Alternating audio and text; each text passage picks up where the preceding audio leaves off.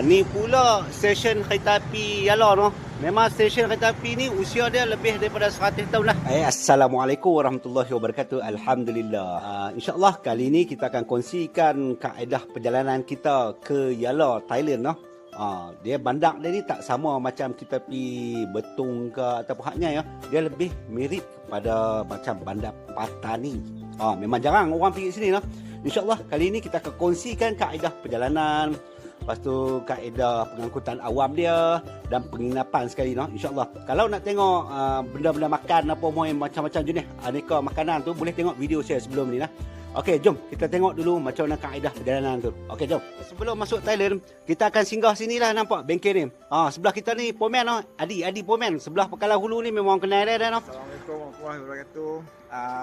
Sini sebelum masuk Thailand, insyaAllah kita akan tengoklah apa yang patut, brek ke, minyak ke, servis dulu lah sebelum nak jalan jauh ni. Semoga selamat sampai lah no.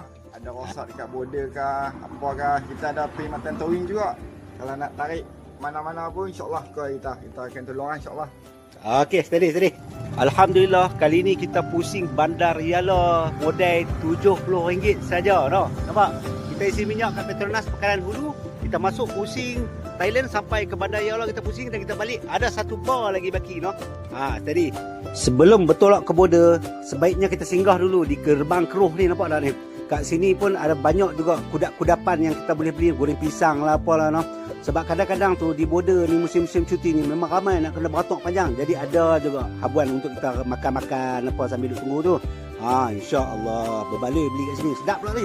Ni masjid terakhir Kampung Air Panas. Kira lepas ni border lah no. Okey. Di masjid ni, depan masjid ni balai polis Kampung Air Panas. Jadi urusan-urusan cok pasport ataupun cok geran ke kat sinilah orang berurusan lah. Bab insurans pula insyaAllah jangan risau. Sepanjang jalan nak ke border ada banyak kedai-kedai insurans ni no. Nampak? Buat kat sini. Modal dalam RM30 saja insurans tu no. Hak ni yang paling minimal lah no. Untuk urusan border pass pula insyaAllah jangan risau no. Dekat border ni dia ada pejabat immigration sebelah kiri dia tu. Jadi sat saja no. Saya pergi hari tu dalam sejam lagu tu bawa surat beranak lengkap dengan IC apa semua. Buat sat sajalah. Staff immigration sini pun semua steady bagi layanan mesra dan berjiwa masyarakat. Dekat immigration Betung ni saja kita kena sidai juga, dekat sejam lebih juga dah nak batok cok. Dia. Tapi tak apa, alhamdulillah lepas kena pujuk dengan nasi kaumuk dekat Betung ni. Hak ni depan pasar Betung ni. Pasar basah Betung ni.